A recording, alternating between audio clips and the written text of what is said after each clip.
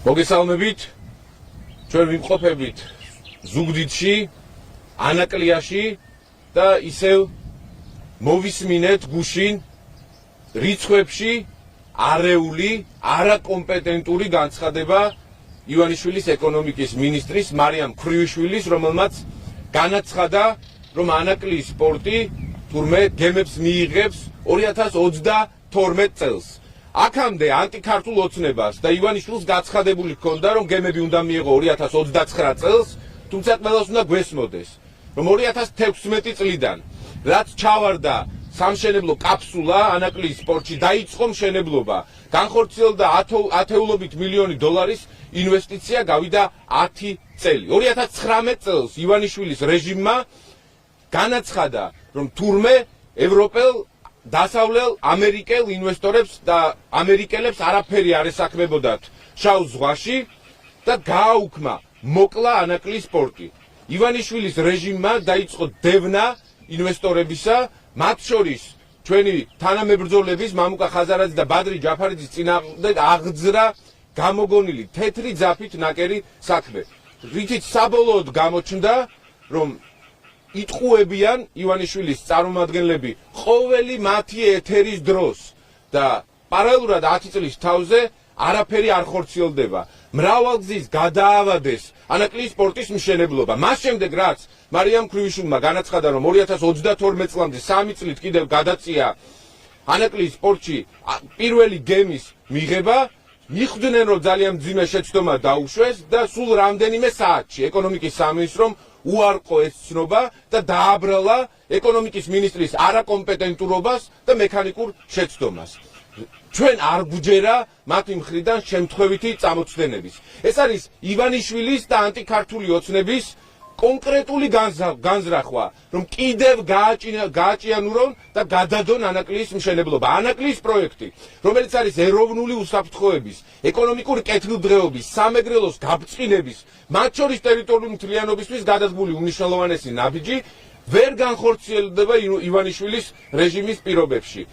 მაშინ როცა ანაკლიის სპორტს და ანაკლიის ქალაქს უნდა შეექმნა 20,000-მდე სამუშაო ადგილი, მეგრელებისთვის, აფხაზებისთვის საოკუპაციო ხაზთან 3 კილომეტრში შენდებოდა ანაკლიის პორტი და ქალაქი ანაკლია, რომელიც უნდა გამხდარიყო მიზიდულობის ცენტრი, რომლის განათებული სანაპიროც გამოჩნდებოდა სულ აქედან რამდენიმე კილომეტრში, 3 კილომეტრში აფხაზეთის და სოხუმის სანაპიროებიდან. ივანიშვილმა მოკლა ეს შესაძლებლობა, მაშინ როცა ჩვენი დასავლელი პარტნიორები არიან დაინტერესებული საქართველოს მიანიჭონ უმნიშვნელოვანესი სტრატეგიული და გეოპოლიტიკური მნიშვნელობა.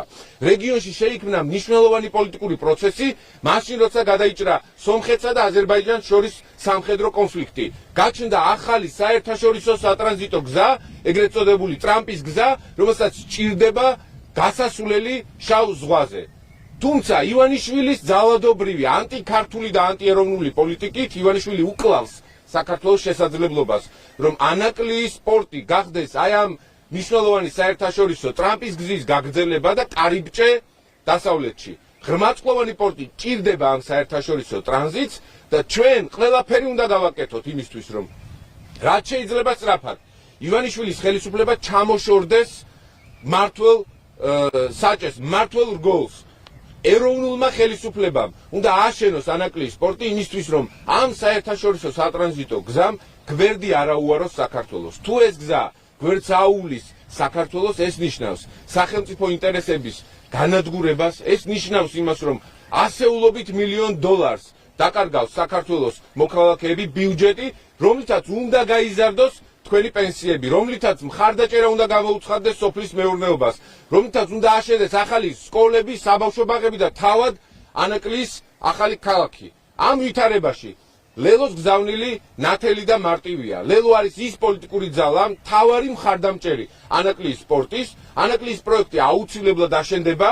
ჩვენ გვაქვს გეგმა, კონკრეტული გეგმა, რომლის მიხედვითაც ეროვნულ პროექტად, სტრატეგიულ ობიექტად უნდა გამოცხადდეს ანაკლიის პროექტი და პორტი და მის განხორციელებაში ჩართული უნდა იყვნენ მხოლოდ გამჭვირვალე საერთაშორისო ავტორიტეტის მქონე საფინანსო ინსტიტუტები და ინვესტორები. ეს არიან დასავლელი ინვესტორები, ევროპელი ინვესტორები და ამერიკელი ინვესტორები. და უნდა ახსოვდეს საზოგადოებას და განსაკუთრებულად ქართული ოცნების პროპაგანდის მსხვერპლებს, რომ ივანიშვილმა ამ ქვეყნიდან უკვე გააძევა ინვესტორები და 80 მილიონის ინვესტიციის ექსპროპრიაცია, ანუ ჩამორთმევა განახორციელა. გადის წლები, ყველა დაპირება წინასაარჩევნოდ რაც კეთდება ივანიშვილის მიერ, საბოლოოდ აღმოჩნდა ტყუილი. ამ ტყუილს ჩვენ დაუპირისპირეთ ბრაზს, თვითორგანიზებას და ივანიშვილს ჩამოვაშორებთ ხელისუფლებას, ახალი ეროვნული, მათ შორის კოალიციური ხელისუფლება აუცილებლად ააშენებს ანაკლიის პორტს.